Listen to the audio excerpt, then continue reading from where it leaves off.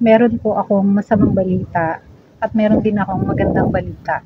Magkikwento po muna ako nung karanasan ko nung muntik na akong mamatay. Meron ako nung matinding karamdaman, nawala ako sa sarili ko since nag-undergo ako ng major surgery. Tinurukan ako ng general anesthesia, tinubuhan ako. Then after a week, doon na nag-start yung kalbaryo ko. Ang tao pala guys, kapag siya ay walang relasyon sa Diyos, kapag hindi niya lubusang kilala ang Panginoong Jesus, kapag hindi siya nag-repent, ganito ang mangyayari. Nung time na yon, talagang nag-hallucinate na ako, wala na ako sa sarili ko. 1 week ako nung hindi ko makain, hindi ako natutulog halos.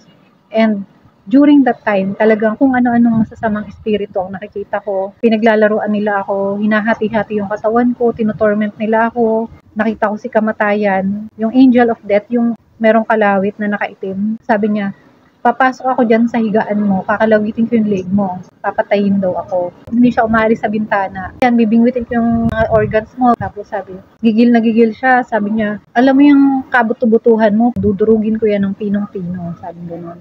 Tapos hanggang sa dinala nila ako sa sobrang lalim na lugar, sobrang dilim. Sabi ng boses na yun, na sobrang tinatakot ako, sinasaktan yung buong katawan ko.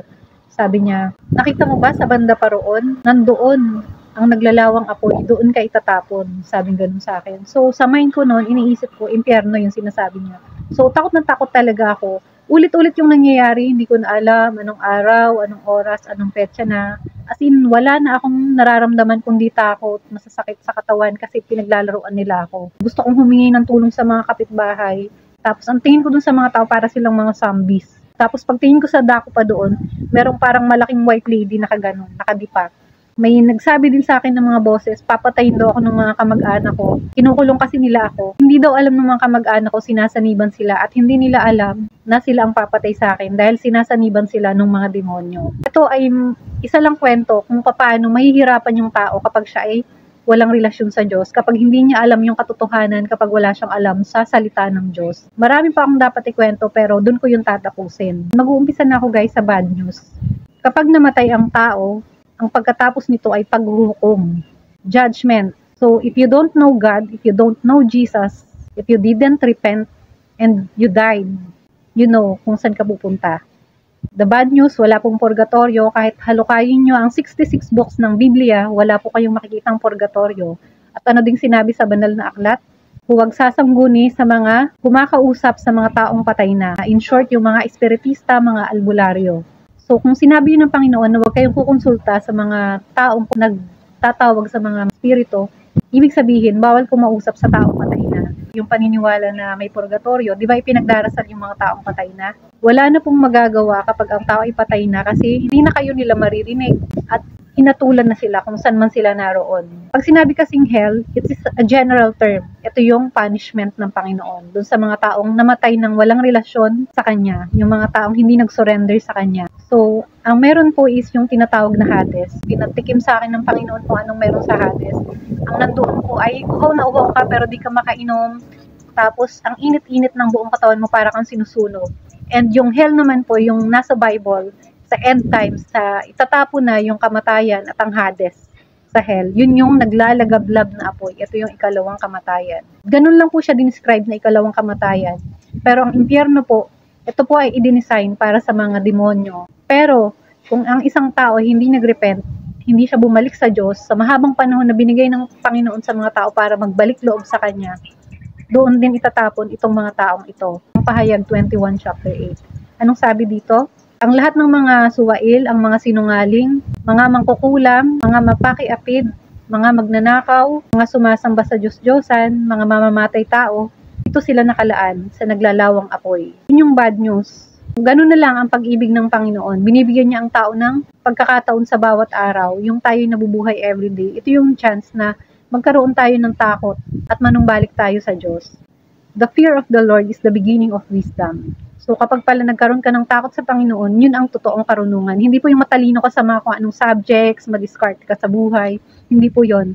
Ang totoong karunungan ay ang pagkakaroon ng takot sa Diyos. Paano mo masasabing may takot ka sa Diyos? First of all, dapat tinatanggap mo, nagpapakumbaba ka sa salita ng Diyos. Alam mo dapat yung mga 10 Commandments, alam mo din yung mga ayaw at gusto ng Panginoon. Kasi syempre, pag takot ka sa Diyos, hindi mo gagawin kung anong ayaw niya. For example, ayaw pala ng Panginoon na maglasenggo ang tao. Ayaw pala ng Panginoon na mapanirang puri ang tao.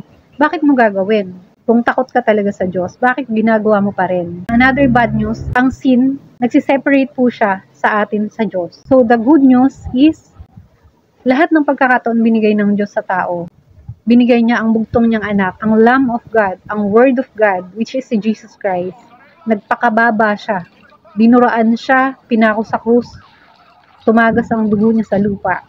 Dahil siya ang alay, siya ang sakripisyo ng Diyos. Nagkatawang tao ang Diyos alang-alang sa atin para saluhin yung kasiguraduhan na tayo ay mapupunta sa impyerno. Hellbound talaga ang tao. Sa Romans 3:10 na, for no one is righteous, not even one. So walang taong matuwid kahit isa. Kami po, mga kagaya namin, hindi po kami banal. Kami po ay nagkakasala pa rin everyday. Pero hindi na po yung willingly na ginagawa namin.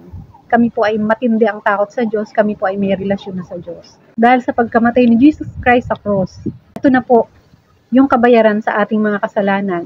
At nung nabuhay siya after 3 days, ito na po ang ebidensya na tayo ay pinatawad na ng Panginoon. Alam nyo ba, napakasimple ng gagawin natin para tayo ay hindi mapunta sa impyerno, para mapatawad tayo ng Panginoon sa ating kasalanan.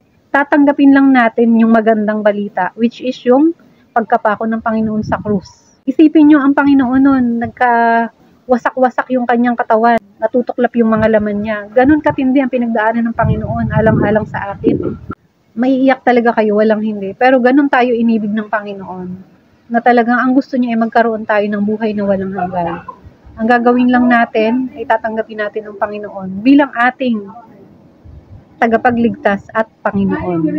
Wala pong makakapagligtas sa atin mula sa impyerno, kundi ang Panginoong Jesus lang. Dahil sabi nga po ni Jesus Christ sa John 14 verse 6 na, I am the way, the truth, and the life. No one comes to the Father except through me. Pag sinabi ng pong Panginoon, ibig sabihin, susundin na natin siya. Sabi nga din ni Jesus Christ sa kanyang banal na aklat na, kung mahal nyo ako, ay susundin nyo ang aking mga utos.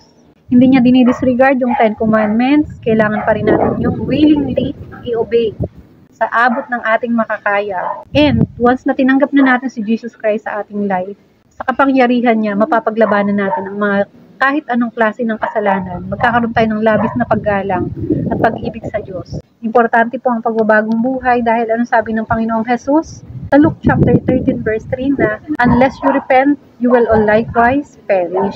Hindi po sapat na tayo ay naniniwala lang. Kasi kahit man ang mga demonyo, naniniwala din sila na may isang Diyos at sila'y nanginginig pa. Ang gusto ng Panginoon, mag-repent po tayo. Sabi nga din ng Panginoong Jesus, kakalat sa buong mundo ang magandang balita at wala na silang maidahilan pa na hindi sila nakarinig ng tungkol kay Jesus Christ. Hindi man po perpekto yung mga kagaya namin na tagasunod ng Panginoong Jesus, maging willing din po kayo na magpabago sa Diyos. Tanggapin niyo na po ang Panginoong Jesus bilang inyong tagapagligtas at Panginoon. Kasi hell is real, guys. Kahit sinong mga nagtestimonya na nakaranas ng near-death experience, yung mga muntik ng mamatay na tao, pare-pareho kami ng sinasabi kung ano ang mararanasan mo kapag ikaw ay namatay ng walang relasyon sa Panginoon, kapag ikaw ay namatay na hindi ka sumuko sa Diyos. Hindi po relihiyon ang pinaglalaban namin. Ang ipinaglalaban namin ay kung paano kami inibig ng Panginoong Jesus. Ipinaglalaban namin ang katotohanan mula sa Diyos. Itinataas namin ang Panginoong Jesus, hindi po ang grupo meron kami.